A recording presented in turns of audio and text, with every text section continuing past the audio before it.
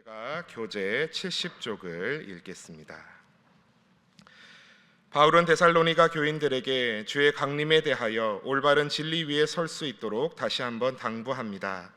누구에게서든지 주의 강림이 곧 임박하였거나 또는 이미 도래하였다는 말에 대하여 미혹되지 말 것을 권면합니다. 먼저 배교하는 일이 있고 불법의 사람 곧 멸망의 아들이 나타날 것이며 스스로를 하나님이라 칭하며 불법을 행할 것이지만 주께서 강림하실 때에 패하실 것을 이야기합니다.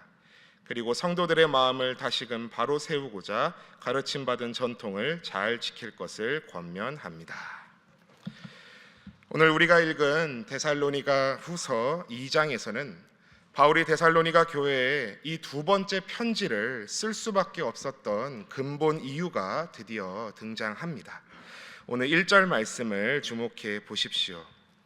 형제들아, 우리가 너희에게 구하는 것은 우리 주 예수 그리스도의 강림하심과 우리가 그 앞에 모임에 관하여. 아멘. 주 예수 그리스도의 강림하심, 사도행전 1장에서 하늘로 승천하신 그 예수님께서 하늘로 가심을 본 그대로 오시리라는, 재림하실 것이라는 사실을 믿으십니까? 네, 아멘입니다. 그리고 우리가 그 앞에 모일 것이랍니다. 마태복음 24장 31절 말씀을 보시면 인자가 구름을 타고 그 큰 영광과 능력으로 오실 때 천사들을 통해 그 택하신 자들을 하늘 이 끝에서 저 끝까지 사방에서 모으리라 말씀하고 있습니다. 이러한 주님이 다시 오실 것이란 우리의 믿음은 옳습니다. 그런데 데살로니가 교회에 그 주님의 재림과 관련된 잘못된 큰 문제가 있었습니다. 오늘 본문 2절의 말씀을 우리 다 함께 봉독하시겠습니다. 2절의 말씀입니다. 시작. 영으로나 또는 말로나 또는 우리에게서 받았다 하는 편지로나 주의 날이 이르렀다고 해서 쉽게 마음이 흔들리거나 두려워하거나 하지 말아야 한다는 것이라. 아멘. 오늘 첫 번째 기도 제목은 쉽게 미혹되지 않게 하소서라고 기도하시겠습니다. 쉽게 미혹되지 않게 하소서. 방금 읽은 2절 말씀에 그 잘못된 문제가 발견됩니다. 어떤 거짓 교사들이 데살로니가 교회에 들어와 주의 날이 이르렀다라고 말한 것입니다. 이것이 재림이 바로 임박했다라고 한 것인지, 아니면 주님이 이미 영적으로 재림하셨는데 너희가 깨닫지 못하고 있다라고 한 것인지는 정확히 알 수 없지만, 분명한 것은 이로 인해 데살로니가 교회 성도들의 마음이 흔들리고 두려워하는 일이 일어났다는 것입니다. 어떻게 미혹했을까요? 2절 말씀을 다시 자세히 한번 보시면 거짓 교사들이 무려 3가지 방법으로 미혹합니다. 첫 번째 방법은 영으로, 즉 예언으로 미혹한 것입니다. 신약 성경이 완전히 기록되기 전 초기 교회 안에서 예언은 흔한 일이었습니다. 하나님께서 성령으로 예언하게 함으로, 방언 통역하게 함으로 말씀을 더 계시하시던 시대였습니다. 그런데 거짓 교사들이 이를 이용하여 거짓을 말하였던 것입니다. 두 번째 방법은 말로, 즉 거짓된 소문으로 미혹했습니다. 그리고 세 번째로는 우리에게서 받았다는 편지로, 즉 바울에게서 받았다는 위조 편지로 성도들을 미혹했다는 사실입니다. 그래서 오죽하면 바울이 바로 뒷장 3장 17절에서 나 바울은 친필로 문안하노니 이는 편지마다 표시로써 이렇게 쓰노라 하면서 자신의 친필 표시를 남깁니다. 이렇게 3가지 방법이나 써가며 주님이 재림하셨다고 데살로니가 성도들을 미혹합니다. 물론 주님의 다시 오실 날이 아주 멀었다, 그러니 먹고 마시고 영적으로 나태하자 하는 것도 사탄이 기뻐할 일이지만, 주님이 오셨다, 당장 내일 오신다고 말해서 성도들이 그저 현실의 삶을 무시하고 버리게 하고 신앙생활을 극단적으로 하게 하는 것도 사탄이 좋아할 일이요, 그 꾀임에 넘어가는 일인 것입니다. 사랑하는 성도 여러분, 그날과 그때는 누구만 아십니까? 아버지 하나님만이 아십니다. 때와 시기는 아버지께서 자기의 권한에 두셨으니 너희가 알 바 아니요 라고 주님도 말씀하셨습니다. 제가 갑자기 이 새벽 제단에 이렇게 서가지고, 여러분 2022년 2월 22일 투 데이에 주님이 다시 오실 것입니다. 제가 환상으로 봤습니다. 하면 여러분 어떻게 하셔야 됩니까? 당장 저를 쫓아내셔야 합니다. 실제로 우리나라에서 이장림 목사라는 사이비 교주의 다미 선교회의 일로 1992년 10월 28일 자정에 주님이 재림하시고 휴거받을 것이라는 큰 해프닝이 있었습니다. 당시 뉴스와 신문에서도 다루어졌기에 기억하시는 분들이 많으실 겁니다. 다가올 미래를 대비하라. 그래서 다미 선교회였습니다. 이 사기꾼의 미혹에 넘어가서 당시 자기 재산 다 팔고 회사 사표 내고 살림 다 나누어 주고 그저 다미 선교회 회관 가서 기도만 하던 사람들이 있었습니다.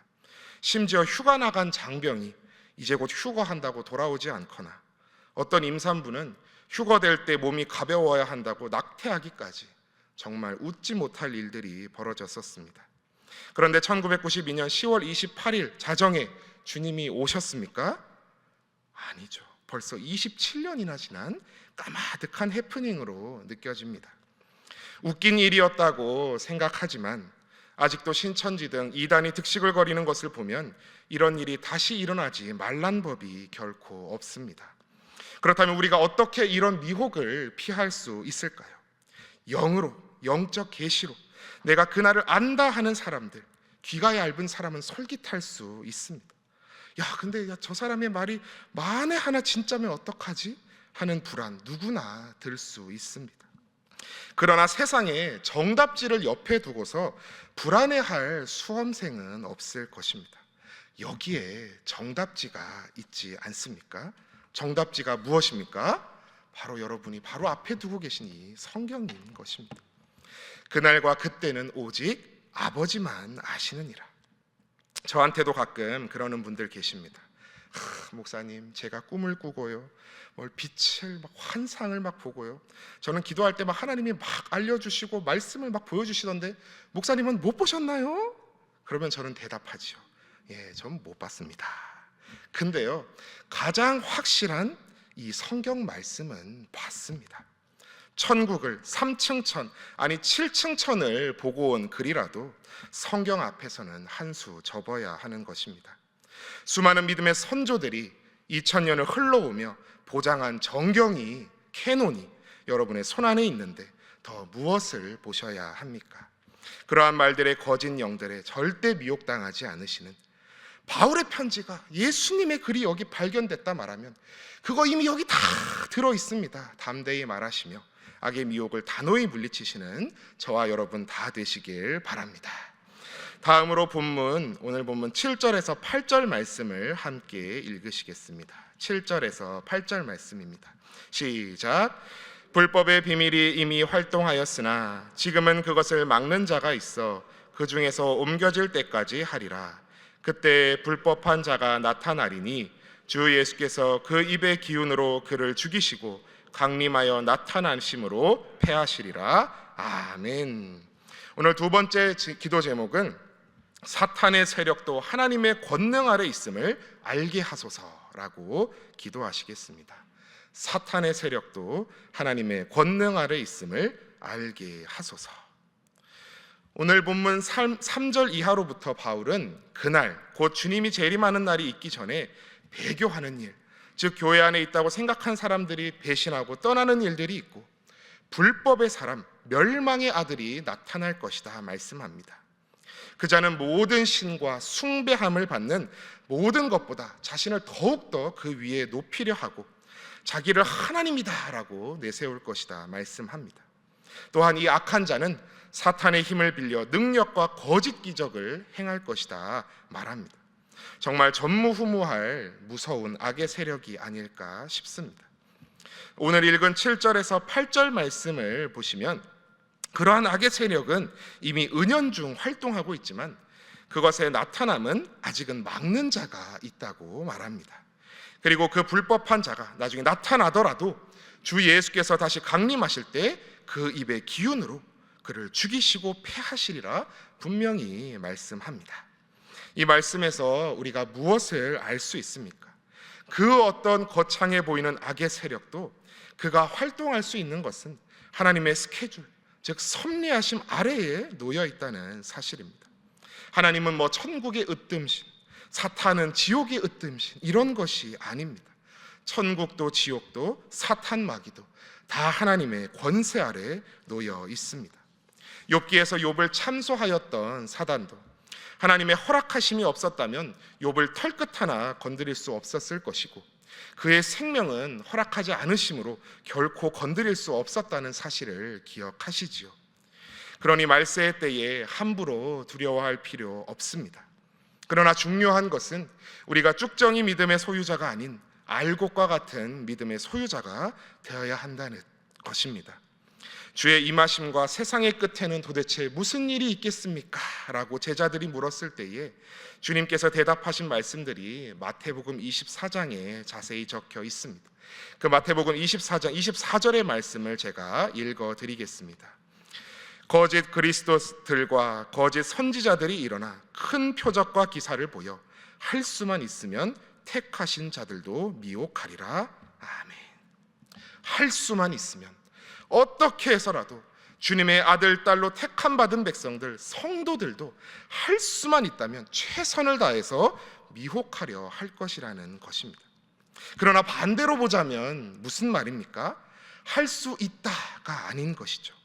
참된 믿음을 가진 성도, 택함 받은 자, 성령으로 거듭난 자, 예수님을 마음에 모시고 주님의 영광을 위해 살려고 애쓰는 참된 성도들은 결코 미혹할 수 없다는 말씀입니다. 오늘 본문 11절에서 12절 말씀을 보십시오. 이러므로 하나님이 미혹의 역사를 그들에게 보내사 거짓 것을 믿게 하심은 진리를 믿지 않고 불의를 좋아하는 모든 자들로 하여금 심판을 받게 하려 하심이라. 아멘. 진리를 믿지 않고 불의를 좋아하는 자들은 악의 미혹을 당하게 된답니다. 그러니 저와 여러분, 우리 신일교회 모든 권속분들은 쭉정이같이 이리 불면 훅 저리 불면 훅 미혹당하는 성도가 아니라 알곡과 같은 믿음의 성도 되기 바랍니다. 저 공중권세 잡은 것 같은 사탄 마귀 악의 세력도 결국 하나님의 권능 아래 있음을 오늘 기억하시며 이 말세의 때에 참고 인내하며 승리하시는 참된 성도들 다 되시기를 바랍니다.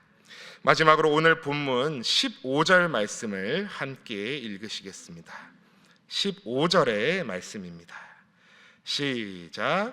그러므로 형제들아 굳건하게 서서 말로나 우리의 편지로 가르침을 받은 전통을 지키라. 아멘. 마지막 세 번째 기도 제목은 말씀 위에 굳건하게 하소서라고 기도하시겠습니다. 말씀 위에 굳건하게 하소서. 오늘 말씀 13절에서 14절은 데살로니가 교인들에게 바울이 구원에 대한 확신을 가지라 또 말씀하고 있습니다. 또 방금 읽은 15절에서 말로나 우리의 편지로 가르침을 받은 전통, 즉 바른 말씀 위에 굳건히 서라고 권면합니다. 그리고 이어지는 마지막 16절에서 17절에서는 사랑과 위로와 소망을 은혜로 주시는 하나님께 위로받고 선한 일과 좋은 말을 베푸는 것에 굳건히 서라라고 말씀합니다. 이것은 오늘 우리에게도 동일하게 주시는 말씀인 줄 믿습니다. 그리고 바로 믿고 삶으로 전하는 행복한 신일교회라는 올해 우리의 표 말씀과도 일맥상통하는 말씀인 줄 믿습니다. 오늘도, 오늘 하루도 말씀 위에 바로 서시고 힘든 가운데서도 하나님의 사랑과 은혜로 위로받으시고 선한 일과 좋은 말로 삶으로 복음을 전하시며 그 어떤 악한 영에게도 지지 말고 미혹되지 않으시는 승리하는 하루 살아가시길 주님의 이름으로 간절히 축복합니다. 이 시간 우리 함께 기도할 때에 앞서 나눈 기도 제목과 같이 기도했으면 좋겠습니다. 첫 번째로는 악한 영들에게, 악한 세력에게 쉽게 미혹되지 않게 하소서 기도하시고, 사탄의 세력도 하나님의 권능 아래 있음을 알게 하소서 기도하시고, 마지막으로 말씀 위에 굳건하게 오늘도 서게 하소서 기도하여 주시고, 코로나로부터 모든 신일의 성도들 가정마다 일터마다 지켜달라고, 또 앞서 기도했지만 요즘 백신을 맞기 시작한 어르신들 많으신데 다른 후유증 없이 항체가 잘 생길 수 있도록 기도하여 주시고, 또한 돌아오는 주일에 있을 장로선거 2차 투표를 위해서 또한 바라고 소원하시는 모든 기도 제목들 놓고 함께 기도하며 나아가시겠습니다. 주여 믿습니다. 주여 믿습니다. 주여 믿습니다.